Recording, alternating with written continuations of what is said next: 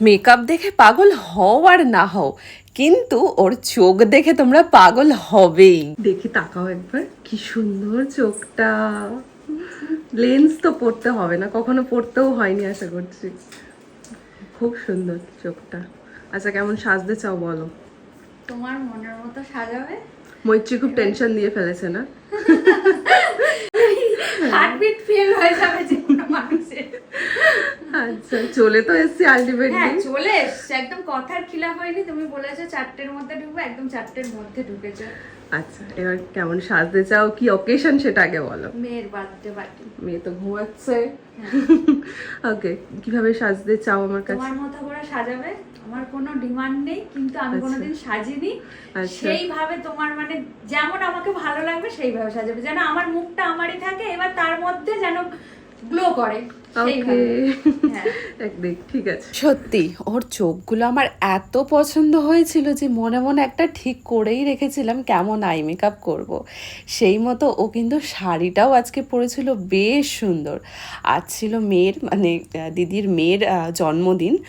আর সেই জন্মদিন উপলক্ষে দিদি আমার কাছ থেকে একটা এক্সক্লুসিভ পার্টি মেকআপ নিয়েছিল। আর এই পার্টি মেকআপটা কিন্তু আমার কাছে একটু স্পেশাল, তার কারণ হচ্ছে আজকে হলো দিদির মেয়ের বার্থডে। আর এই প্রথমবার, মানে এর আগে একবারের জন্য কিন্তু কারোর কাছ থেকে সাজেনি দিদি।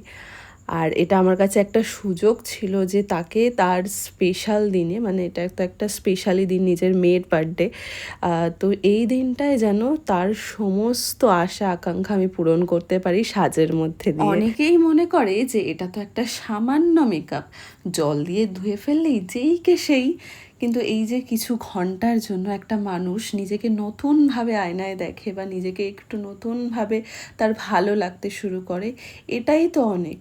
আর কিছুক্ষণ এই ক্ষণিকের একটা আনন্দ, বিশ্বাস করো আমার কাছে কিন্তু এটা অনেক বড় একটা পাওনা। আর এই কাজের মধ্যে দিয়েই কত মানুষের ভালোবাসাই না আমি পেয়েছি, কত সম্মান পেয়েছি। আর তখন মনে হয় যে এই প্রফেশনটা চুজ করে বা এই প্রফেশনটা বেছে নিয়ে আমি এক ফোঁটার জন্যও ভুল করিনি। আজকের যেই লোকেশনে আমার এই কাজটি ছিল সেটা কিন্তু ভীষণই একটা ফেমাস জায়গা ছিল। জায়গাটার নাম হলো বর্তির বিল। আশা করছি তোমরা এতদিনে জায়গাটার নাম শুনেইছো বা গিয়েওছো অনেকে, আমি নিজেও গিয়েছি। কিন্তু এদিন আর যাওয়ার আমার একদমই সময় হয়নি, কারণ এদিন ছিল বিকালে আমার মেকআপটা। আর যার কারণে আমিও সময় দিয়ে উঠতে পারিনি যে আলাদা করে একটু ঘুরে আসি। আর দেখো দিদির চোখটা, বারবারই বলবো যে কি অপূর্ব এই চোখখানি।